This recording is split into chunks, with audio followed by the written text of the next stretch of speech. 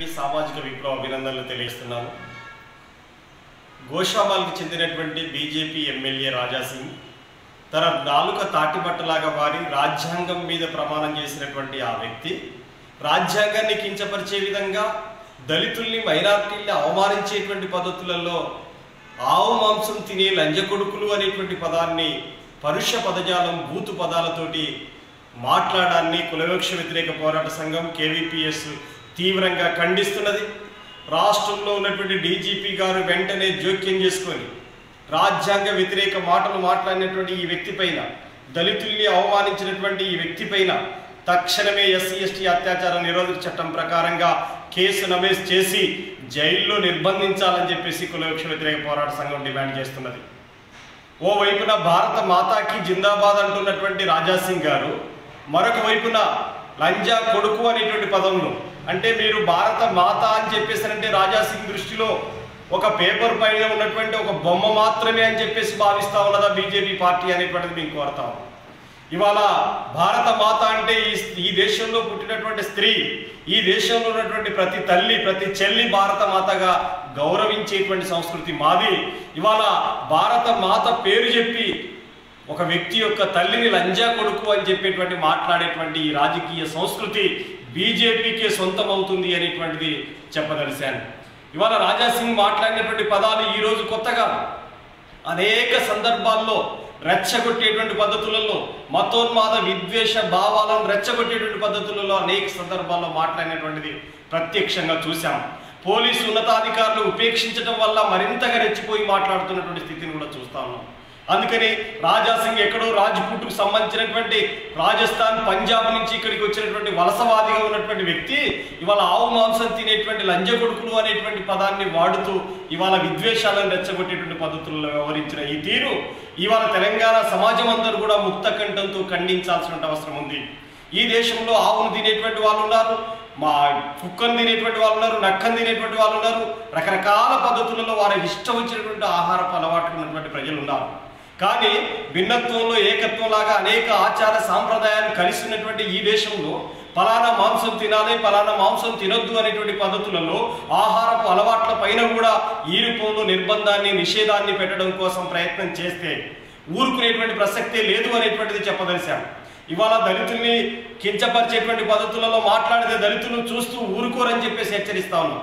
అందుకని గతంలో కూడా చాలా సందర్భాల్లో అంబేద్కర్ విషయంలో మాట్లాడిన తీరును చూసాం.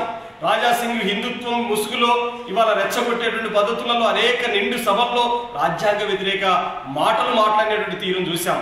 అనేక పోలీస్ స్టేషన్లో అతని పైన కేసులు నమోదైనప్పటికీ ఇప్పటి వరకు కూడా జైల్లో నిర్బంధించకపోవటం వల్ల నాకు పోలీసులు చట్టం ఇదంతా కూడా నాకు చుట్టంలాగా మారింది, కాబట్టి నన్ను ఎవరు ఏం చేయలేరు అనేటువంటి పద్ధతులలో అహంభావం బాగా పెరిగి కేంద్రంలో మేమే అధికారంలో ఉన్నాం కాబట్టి నా జోలికి వచ్చేటువంటి వాళ్ళు ఎవరు ఉండరు అనేటువంటి పద్ధతులలో ఇవాళ ఆధిపత్య భావజాలంతో, ఇవాళ అగ్రకుల ఆధిపత్యంతో ఇవాళ దళితుల్ని కించపరిచేటువంటి విధంగా మాట్లాడినటువంటి ఈ తీరును ఈ రాష్ట్రంలో ఉన్నటువంటి మొత్తం సామాజిక తరగతులు, రాజకీయ పార్టీలు తీవ్రంగా ఖండించాలని చెప్పేసి కోరుతా ఉన్నారు.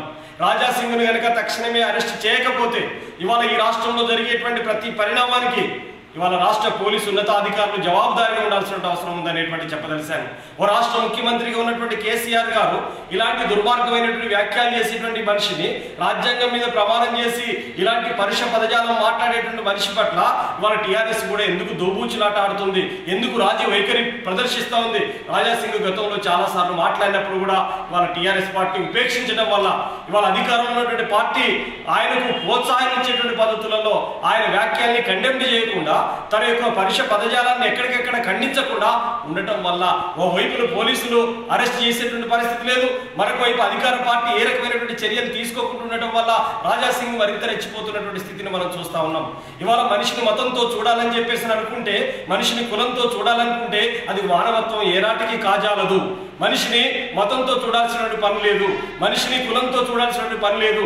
ఇవాళ మానవీయతను ప్రదర్శించుకోవాలంటే నువ్వు రోజు పొద్దున్న లేస్తే భారత్ మాతాకి జై అని చెప్పేసి అనాలంటే ఇవాళ ఈ దేశంలో ఉన్నటువంటి స్త్రీలకి రక్షణ కల్పించేటువంటి చిత్తశుద్ధి నీ పార్టీకి ఉందా, నీకుందా అని చెప్పేసి మేము అడగదలిసాం. అందుకనే బీజేపీ పార్టీ రాజకీయ సంస్కృతి ఏమిటి? లంజా కొడుకులు అనేటువంటి పదం మాట్లాడేటువంటి సంస్కృతి బీజేపీ మాది అని చెప్పేసి వాళ్ళ పార్టీ అధ్యక్షుడు బండి సంజయ్ జవాబిస్తాడా? ఈ లంజ కొడుకులు అనేటువంటి పదాన్ని బీజేపీ సమర్థించుకుంటుందా? బండి సంజయ్ బదులివ్వాలని చెప్పేసి కోరుతా ఉన్నాం. అందుకనే రాజా సింగ్ తన వ్యాఖ్యల్ని తక్షణమే ఉపసంహరించుకోవడమే కాదు, ముక్కు నేల ప్రయాణించడం అవసరం ఉంది, లేకపోతే ఊరుకునేటువంటి ప్రసక్తే లేదు.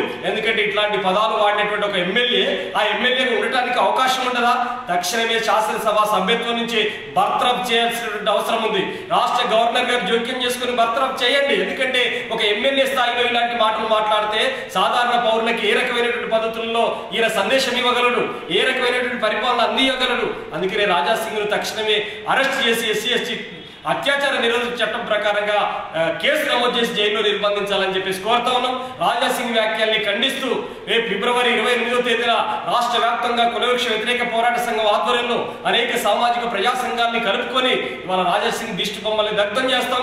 ఇక అరెస్ట్ చేయకపోతే దశల వారి పోరాటానికి కేవీపీఎస్ శ్రీకారం చుడుతుందని, జరగబోయేటువంటి ప్రతి ఉద్యమంలో సామాజిక సంఘాలు, ప్రజా సంఘాలు, అనేక మంది మేధావులు భాగస్వాములు కావాలని చెప్పేసి కులవృక్ష వ్యతిరేక పోరాట సంఘం పక్షాన అందరికీ విజ్ఞప్తి చేస్తా ఉన్నాను.